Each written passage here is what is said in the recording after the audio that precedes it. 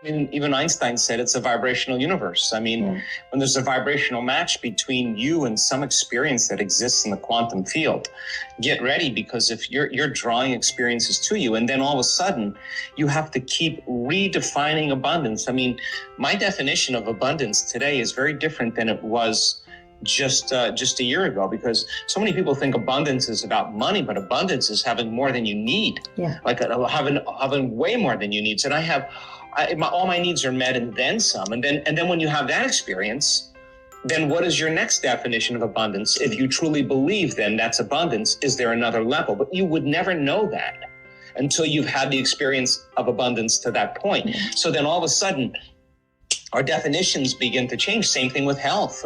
You see all these people, they come in and they think that they just want to get their body healthy. But what they're really doing is getting their mind healthy. And they're changing their energy. They're having all these other things going on. And they reach a point where they're so happy with themselves. They're so in love with life. They're in such a state of grace and gratitude that they could care less if they have the disease, because they're so happy with them. That's the moment disease goes away, because they're no longer the same personality. They're somebody else. The disease exists in the other person because they're thinking differently.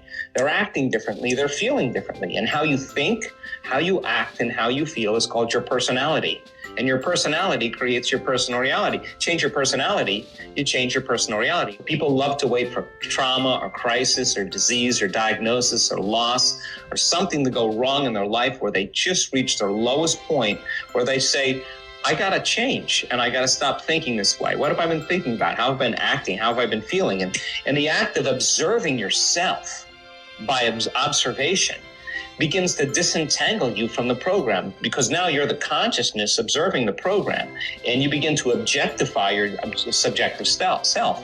That's lighting a match in a dark place, and most people would rather turn on the TV, they'd rather get on their cell phone, they'd rather get on the internet, they would rather something outside of them change how they feel inside of them. And this work is about regulating it without anything outside of you. Because when you do that, now you're free. You don't need a person. You don't need a drug. You don't need a thing. You don't need a shopping spree, a football game. You don't need any of those things. You can do it by yourself. And that's when we begin to develop this thing called unconditional love. Because our students, we've measured their neurotransmitters.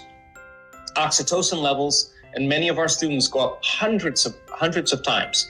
Oxytocin is the love chemical, and oxytocin signals nitric oxide, and nitric oxide signals a chemical called derived endothelial relaxing factor, which is a big word for causing your heart to literally swell, causes the arteries in your heart to get more oxygen, more nutrients, more blood. It's not something mystical. It's very physiological. It's just like when you're sexually aroused and blood flows there, the same thing is happening, but only it's happening in your heart. And you feel with a different consciousness so much love. This is where our creative center starts. This is where the beginning of our divinity. This is our connection. This is the union of polarity, the union of opposites. This is oneness, and where wholeness begins. This is where we should be creating from.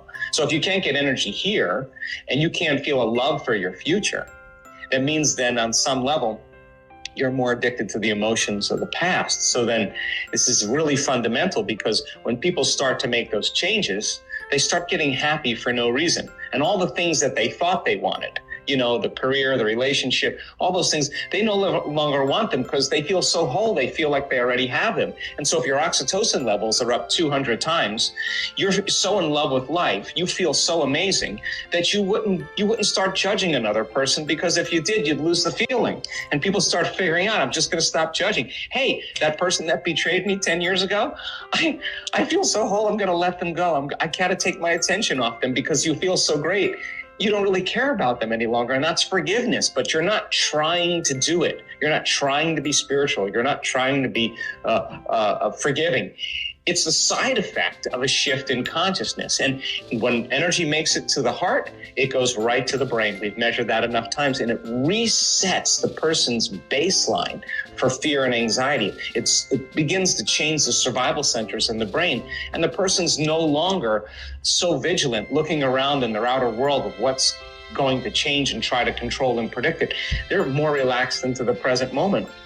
And of course, now things are happening around them. So the work then becomes instrumental, not just because we want people to make those significant changes, but we also want them to reap the benefits of their own efforts. And I just talked to someone this morning, just huge manifestation happened to this woman.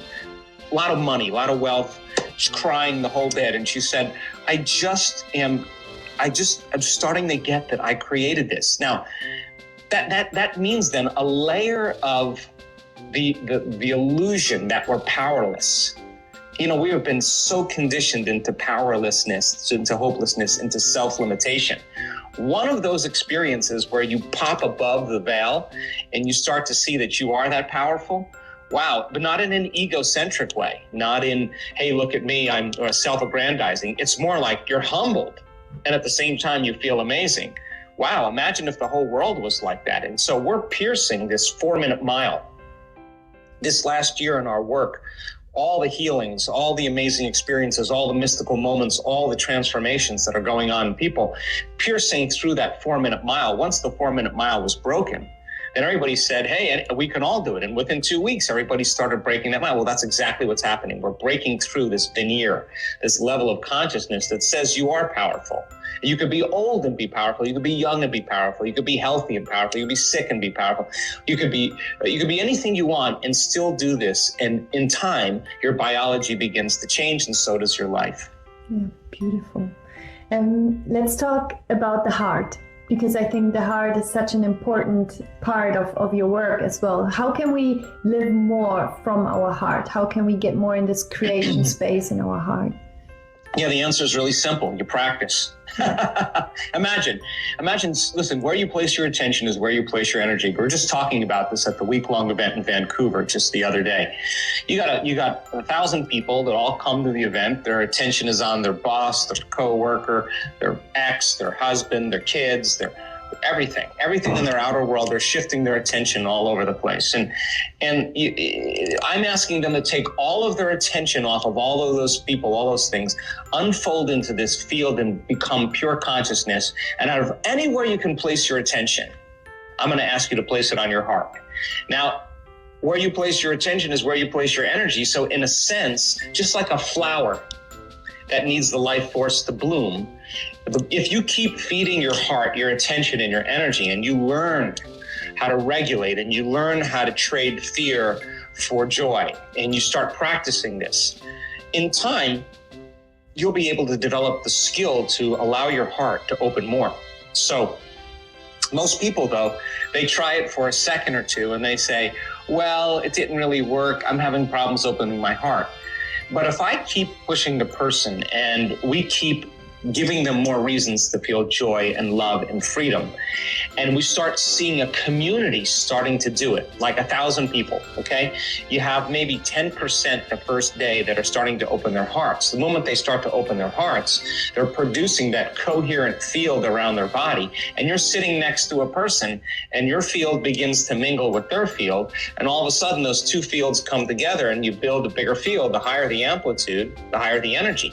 So in time, you start to see people in a community start to resonate in this frequency called love.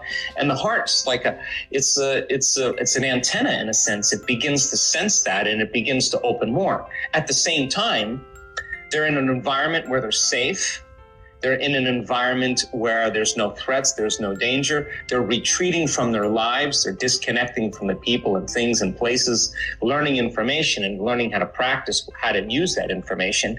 Like a skill then, they begin to notice that they're feeling more joyful. They start to notice that they feel more love. And each day there's a progression. So we start every meditation in this work by acknowledging this creative center. Why? Because it requires a clear intention, which is a coherent brain, and an elevated emotion, which is a coherent heart, to begin to produce an effect on reality. So we teach students how to create brain coherence, and boy, we have so much research to show that you can do it.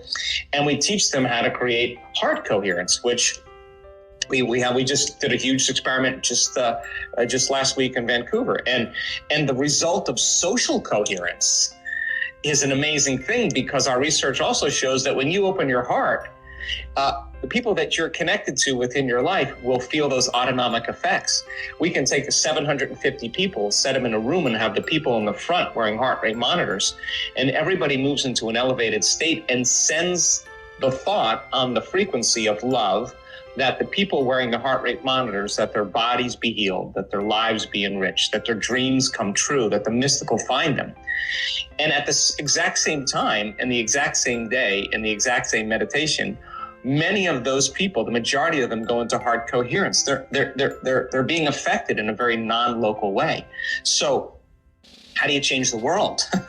Well, you get enough people in heart coherence that not only that they're just meditating for peace, they're not praying for peace, they're the living prayer of peace. They're the example of peace.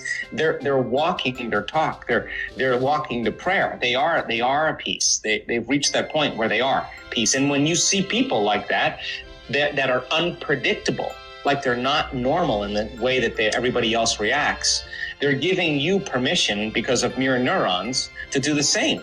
And all of a sudden you see it's something else emerging, a new consciousness, like a flock of birds all moving at the same time, or a group of fish all moving at once. That living organism gives the appearance of one big organism to predators. And now you have this indivisible kind of group consciousness. That's where we're going in this. We want to, in the living organism called the human being, we heal one another. That's what we do. We take care of one another. We exchange information. We teach one another. We shine for one another, not because we want to be better, to show people that they can shine too. That's what the living organism does. So in this age right now, the age of this living organism, selfish individuality will not sustain the living organism. This kind of collective consciousness, this group consciousness, this selflessness is what begins to feed the living organism. And now, just like the school of fish, you have this one mind, one heart, where everybody's at a whole new level of consciousness. And if you do that really well, it's going to begin to produce measurable changes in the world. And hopefully that's where we're going.